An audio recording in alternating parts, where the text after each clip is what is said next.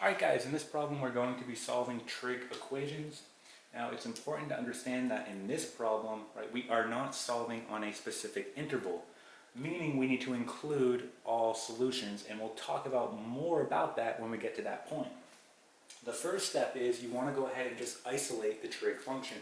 So for example, this whole thing is my trig function. I want to isolate it. In order to do that, I want to divide both sides by the square root of 3. So that is exactly what I'm going to do here.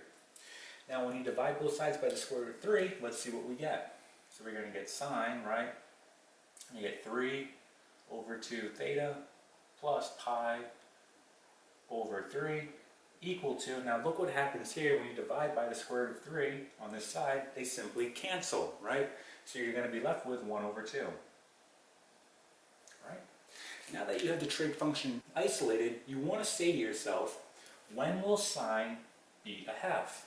Now we can go ahead and draw out a quick unit circle, and this does not have to be perfect, okay? And we just want to know when will sine be a half. Well, we know that that's going to occur in both the first and the second quadrant, and that's going to occur specifically at pi over 6 in the first quadrant. So we'll have pi over 6 here. And then in the second quadrant, right, we're going to have 5 pi over 6. So we'll have 5 pi over 6. Okay? So, knowing that, we can go ahead and actually rewrite our equation here. And we're actually going to rewrite it 2 times because we have 2 specific instances, right, where sine will be a half.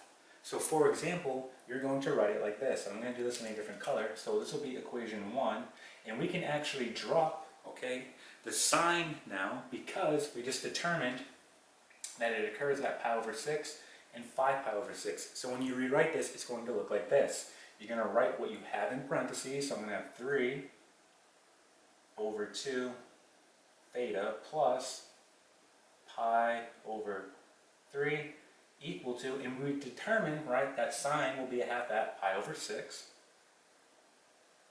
Okay? And now we have to include all solutions. So in order to do that, I know that if I'm at pi over 6, right, if I go 1 revolution, that's 2 pi, right, another one, that's 2 pi, it puts me in that same spot, right? I can also go in reverse, right?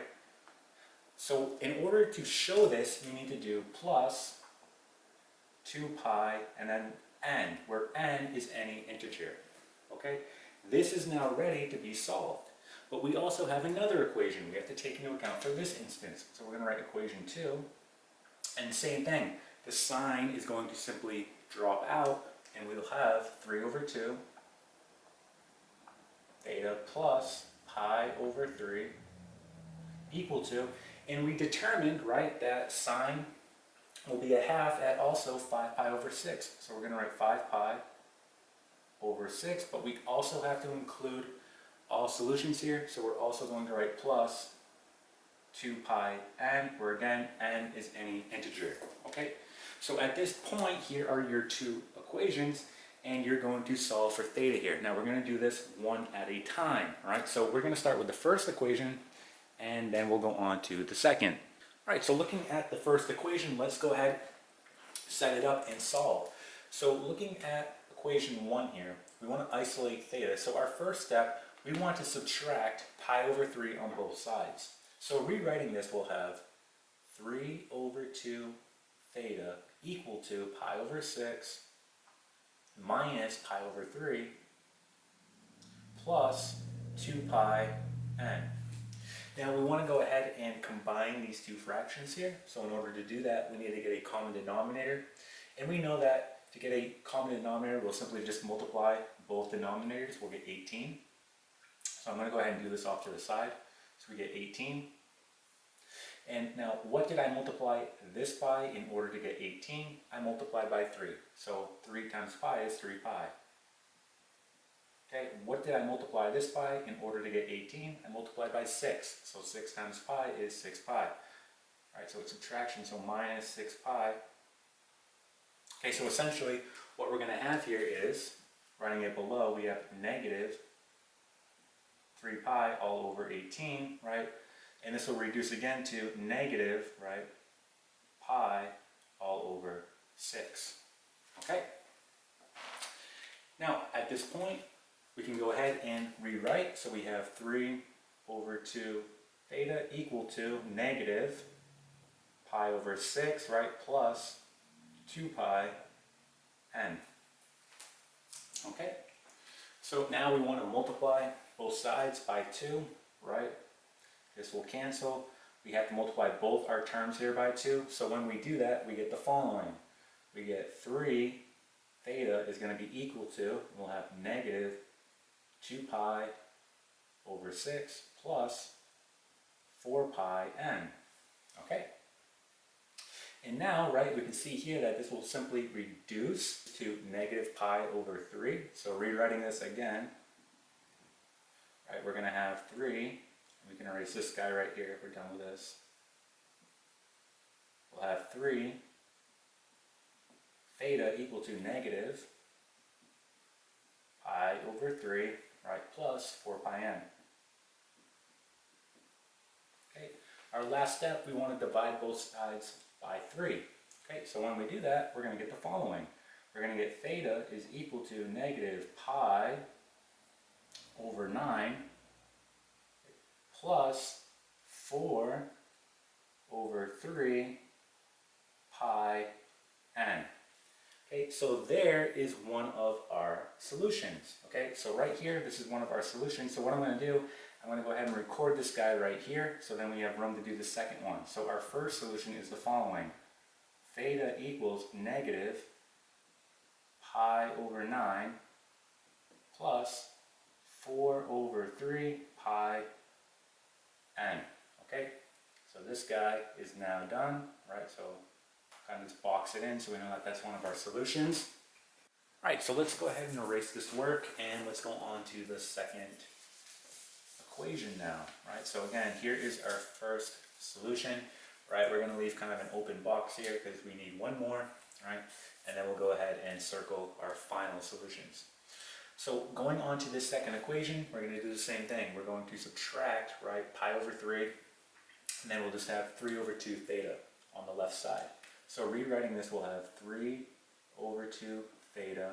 Again, we're subtracting pi over 3, okay, on both sides. So we have 5 pi all over 6 minus pi over 3 plus 2 pi n. So we want to do the same thing that we did with the first equation, right? We want to combine these fractions, so we need to get a common denominator. So we simply just multiply the denominator. 6 times 3 is 18, right? We get 18. What did I multiply this by in order to get 18? I multiplied by 3. So 3 times 5 pi is going to give me 15 pi, right? Again, where did I multiply this by in order to get 18? I multiplied by 6. So 6 times pi is 6 pi. So minus 6 pi, right? And when we go ahead and simplify this down now, right, we're going to get the following. So we'll have 9 pi all over 18. And then we know that this is simply going to reduce to pi all over 2. So we can go ahead and rewrite this here. So we'll have 3 over 2 theta equal to pi over 2 plus 2 pi n. Okay? Again, we want to multiply both sides by 2 now. Okay, so we have to multiply both our terms here. When we do that, we get the following. We get 3 theta is going to be equal to, well here the 2's will just cancel, so we're left with pi. Okay, and this will be plus 4 pi n. Our last step, we want to divide by 3, right? So we'll get the following here. We get theta is equal to pi over 3, okay, plus 4 over 3 pi n, right? So this is our final solution, right? So we can go ahead and write it up here. So we're going to have theta is equal to pi over 3 plus 4 over 3 pi n. Okay, so now we can go ahead and circle our final solutions. Okay, And that is it. So that is how you go about solving trig equations.